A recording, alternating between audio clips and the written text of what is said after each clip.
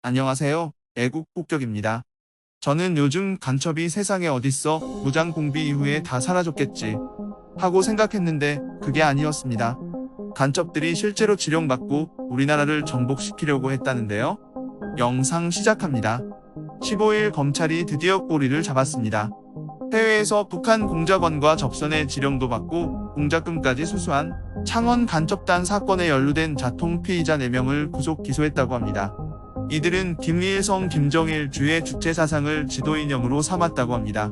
그리고 북한 문화교류국 공작원의 지령을 받아 계속해서 이적 활동을 해온 것으로 조사됐다고 하는데요. 진짜 간첩 활동을 버젓이 하고 있었던 거죠. 창원 간첩단 사건과 관련된 이 자통 4명이 2018년부터 지난해까지 여러 지방자치단체에서 수억 원대의 보조금을 타낸 것으로 확인되었습니다. 이 금액이 얼마냐, 무려 4억 6천만 원을 수령했다고 하는데요.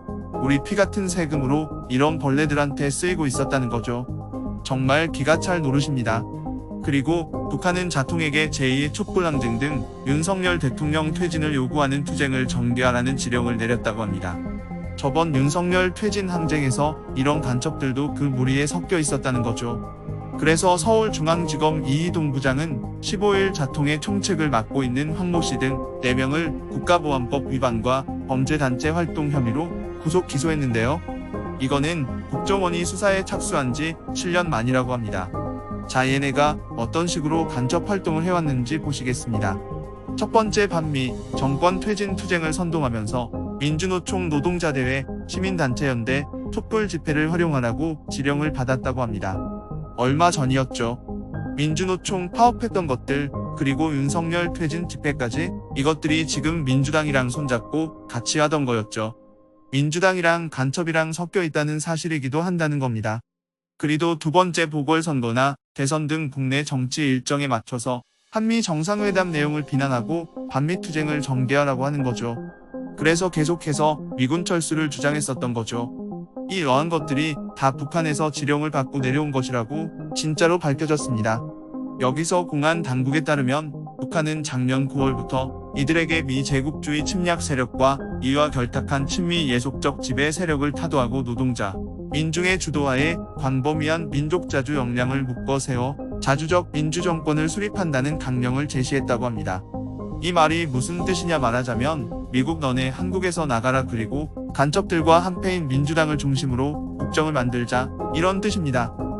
또한 북한은 자통을 영생불멸의 주체사상을 지도사상으로 하는 김일성, 김정일 주의 조직으로 규정하며 조직 내 유일 사상체계를 확고히 세우라고 지시했다고 합니다. 끝났죠. 김정일, 김정은 사상 나왔죠. 증거 나왔습니다.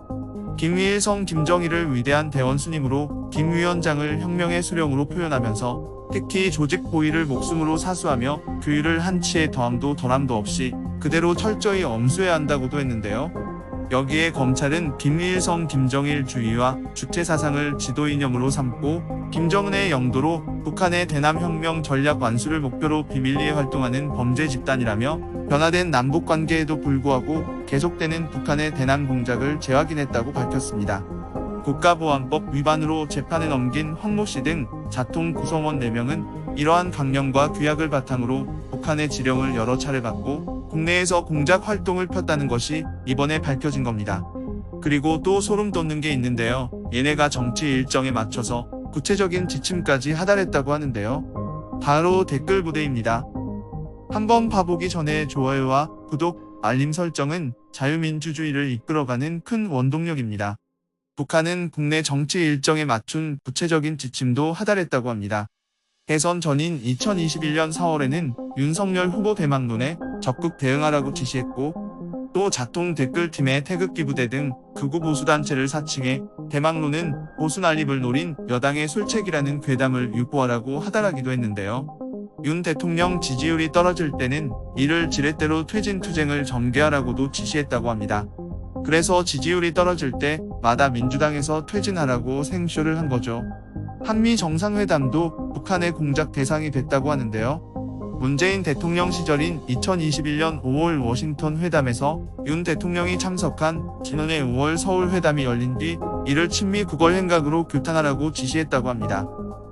그리고 자통은 이 지시에 따라 외교 참사 등 내용이 담긴 카드뉴스를 제작해 SNS에 배포했다고 하는데요. 더욱더 소름 돋는 사실은 북한은 이 정치뿐만 아니라 시민들의 일상생활도 자통의 공작의 대상으로 삼았다고 합니다.